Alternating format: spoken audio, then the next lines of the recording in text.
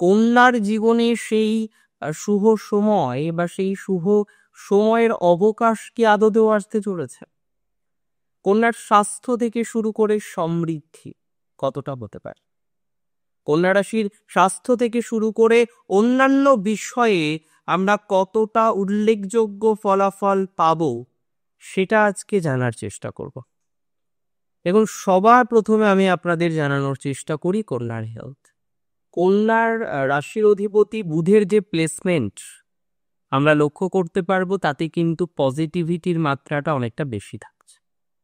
তাতে একটা বিষয় কার্যত স্পষ্ট যে আপনার স্বাস্থ্য সংক্রান্ত বিষয়ে আমরা যথেষ্ট পরিমাণে পজিটিভিটির জায়গা পাবো।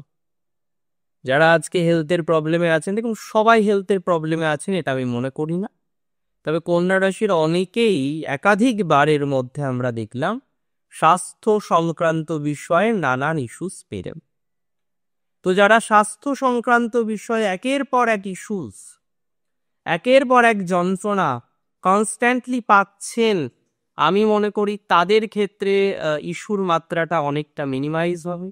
তারা অনেকটা পজিটিভ দিকে কিন্তু পৌঁছতে পারবে। তাদের একটা ডেভেলপমেন্টের মাত্রা কিন্তু আলটিমেটলি আমরা লক্ষ্য করতে পারবো।